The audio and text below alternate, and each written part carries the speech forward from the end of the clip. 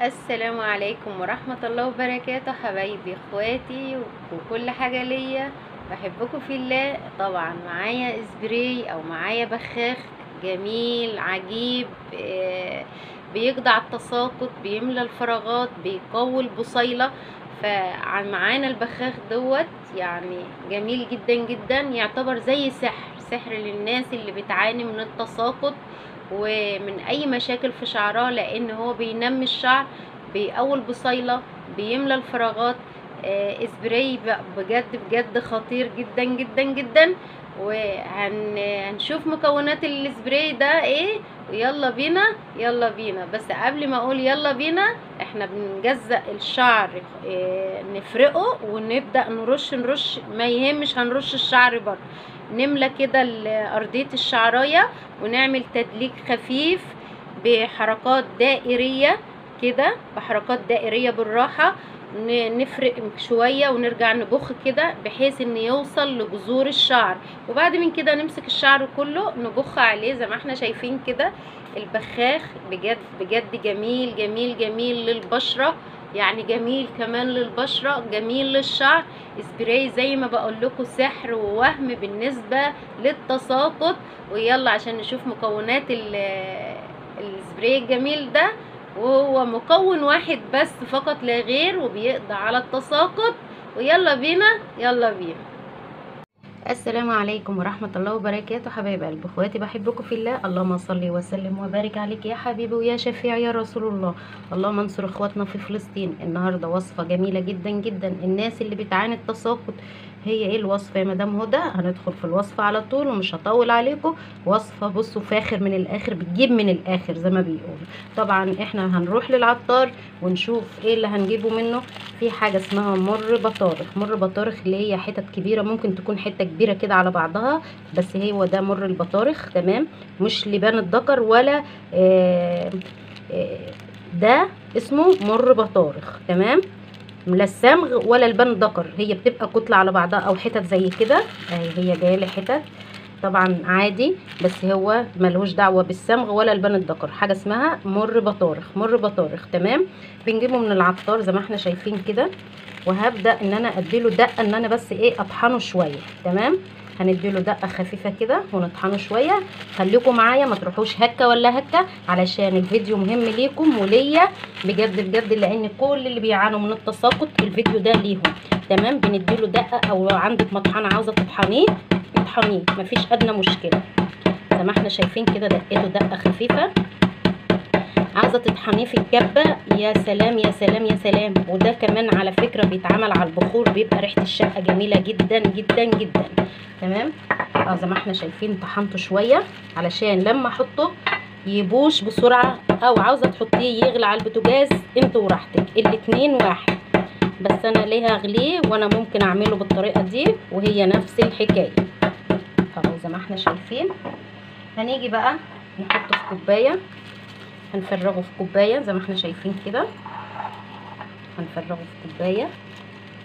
تمام، كله هنفرغه زي ما احنا شايفين.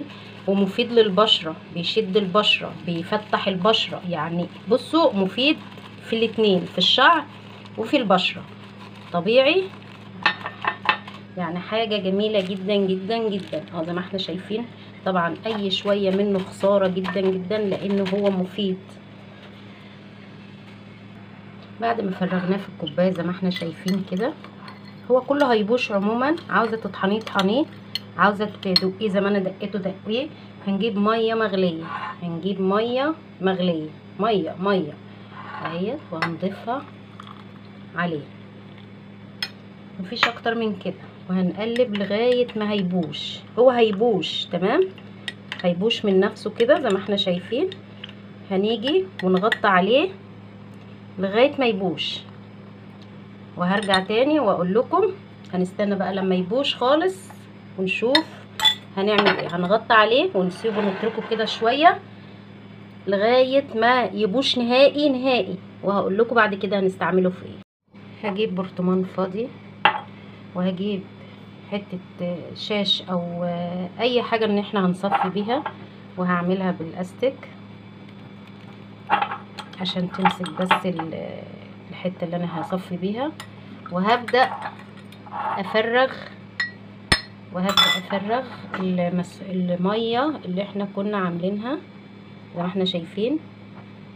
هفرغ وارجع لكم. صفيناه زي ما انا قلت لكم هنصفيه. شايفين الشوائب او الرواسي دي؟ ليه بقى انا صفيته؟ علشان لما اجي احطه في بخاخ ما يسدش الرذاذ بتاعها. يعني لما اجي افرغه في بخاخ، لان انا هفرغ فيه في بخاخ. تمام اهو هنحط فيه في البخاخ. لما اجي احط في البخاخ ما يسدش الرشاش بتاعه، يعني علشان يبقى نقي مفيش الا الميه اللي احنا عاوزينها. هفرغ برضو في البخاخ، مفيش اكتر من كده، ان انا هفرغ في البخاخ زي ما احنا شايفين كده اهوت.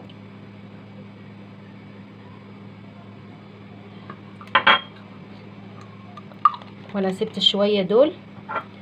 شويه دول علشان استخدمهم للبشره، لكن دول هستخدمه للشعر اهوت. عبانه في بخاخ او رشاش، شوفي انت اللي هو بتاع المكوى، شوفي اي بخاخ عندك.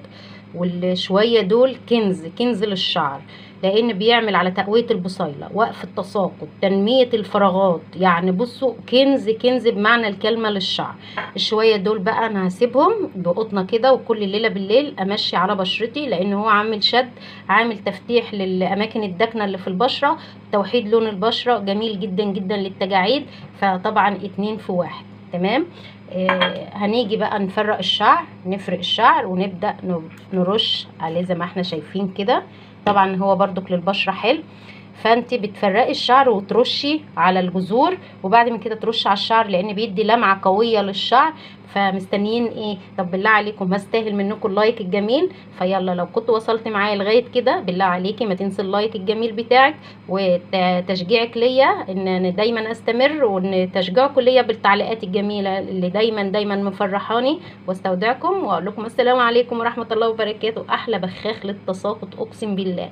بصي استعمليه وقولي لي في التعليقات. بعد اسبوع قولي لي شعرك اللي كان بيتساقط فيه ايه. الصبح وبالليل رشي منه وما تغسليش شعرك. تمام. عاوزه ترشي منه قبل الغسيل وتقعدي ساعتين 3 وتغسلي، تمام. بس هو مفيد للشعر، لجذور الشعر، يعني يترش وما يتغسلش، لان هيدي لمعه قويه للشعر. هيخلي الشعريه صحيه، هيقوي البصيله، هينبت شعر. يعني مفيد جدا جدا جدا. مر البطارخ اللي احنا عملناه وجهزناه مع بعض في البخاخ الغريب العجيب الجميل ده. ان شاء الله استنوني في فيديو جديد ووصفه جديده، والسلام عليكم ورحمه الله وبركاته.